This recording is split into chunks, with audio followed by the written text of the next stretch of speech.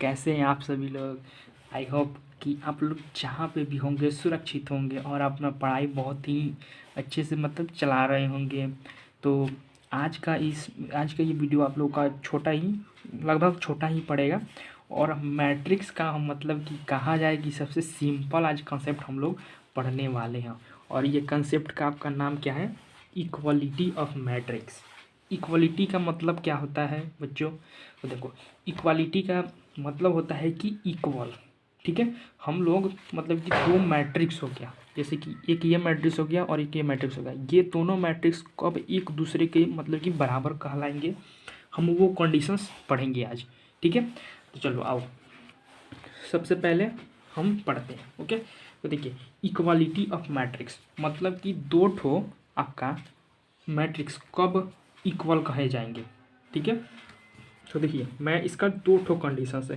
First conditions क्या है आपका कि ऑर्डर सेम होना चाहिए। मतलब कि आप दो मैट्रिक्स ले रहे हैं, जैसे ये एक मैट्रिक्स हो गया और ये एक मैट्रिक्स हो गया, तो इसका भी ऑर्डर, जो इसका ऑर्डर है इसका उसी का भी यही ऑर्डर होना चाहिए। जैसे कि ये 2x3 का है तो ये भी 2x3 का होना चाहिए। जैसे ये 3x3 का है तो ये भी 3x3 का होना चाहिए। ऐसा इसमें नहीं है कि ये मतलब कि अगर आपका जैसे कि मतलब कि ये समझ लीजिए कि जैसे आप लोग पढ़े कि आइडेंटिटी मैट्रिक्स ये सब वो सब वैसा कुछ नहीं है। ठीक है, तो देखिए ऑर्डर सेम होना चाहिए। तो ऑर्डर मैं आप सभी को निकालने के लिए बता चुका हूँ कि ऑर्डर कैसे निकालते हैं।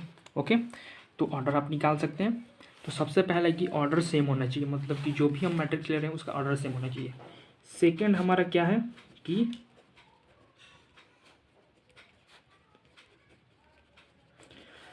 करस्पॉन्डिंग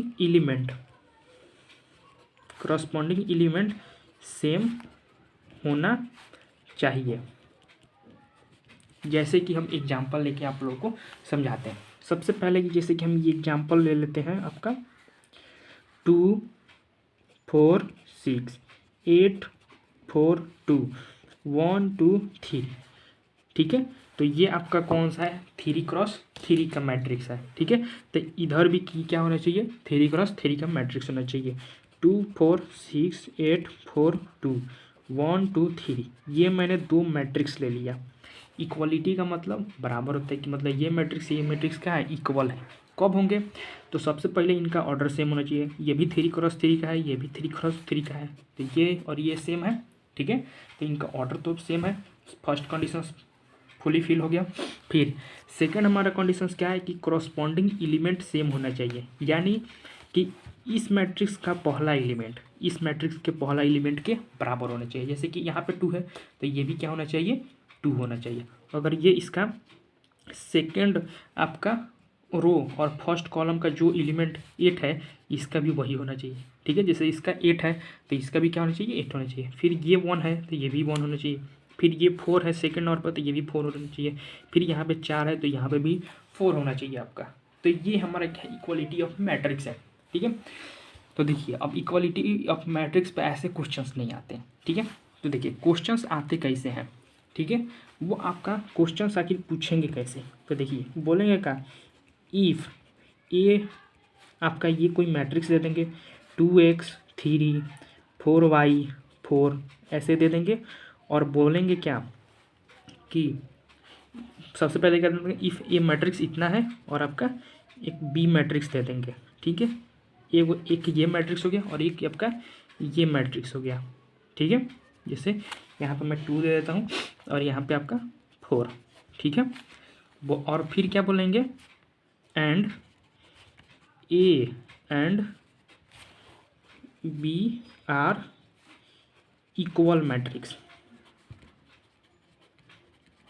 इक्वल मैट्रिक्स कहने का मतलब कि ये इक्वलिटी को क्या कर रहे हैं? फॉलो कर रहे हैं। मतलब कि ये दोनों मैट्रिक्स क्या है? एक दूसरे के बराबर है। ठीक है, तो चलिए दे दिया, तो इसको हम सबसे पहले कैसे सॉल्व करते हैं? तो इसको सबसे पहले नोट डाउन कर लेते हैं ऐसे। फिर अब ये क्या है? इसके इक्वल है, तो मैं इसके सामने ऐसे उतार देता हूँ। ठीक है, अब ये 2 ये भी आपका क्या है? 2x2 का है, ये भी क्या है? आपका 2x2 का है। ओके, तो ये भी आपका 2x2, ये भी आपका 2x2।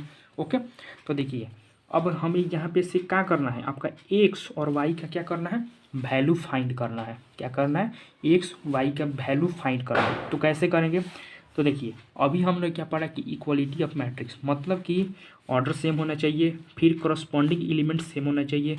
मतलब कि ये इस यहाँ पे क्वेश्चन में दे रखा है कि ये ए मैट्रिक्स और बी मैट्रिक्स क्या है, इक्वल है, तो इसलिए मैंने इन दोनों को इक्वल कर दिया।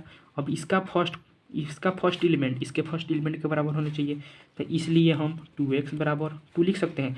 अब यहाँ से x का वैल्यू 1 आ गया, फिर 4y आपका कितने के बराबर होना चाहिए, 2 के, तो मैंने 2 के बराबर लिख दिया। अब यहाँ से y का वैल्यू कितना आ जाएगा, 1/2 आ जाएगा।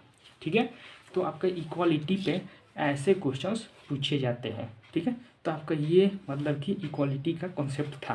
तो ये हमारा आज का मतलब कि लेक्चर था। ठीक है, और इसमें हमने सीखा कि इक्वालिटी ऑफ मैट्रिक्स आखिर होता क्या है। तो इक्वालिटी ऑफ मैट्रिक्स उसी को बोलेंगे, मतलब कि ऑर्डर जिसका सेम होना चाहिए और करस्पॉन्डिंग एलिमेंट्स का होना चाहिए, सेम होना चाहिए, तभी हम उसको क्या बोलते हैं, इक्वल मैट्रिक्स बोल सकते हैं। दो मैट्रिक्स कब इक्वल होते हैं उसी के लिए कंडीशंस है। ओके, तो अगर वीडियो पसंद आए हो तो लाइक और सब्सक्राइब जरूर करें और अपने दोस्तों को भी शेयर करें। धन्यवाद।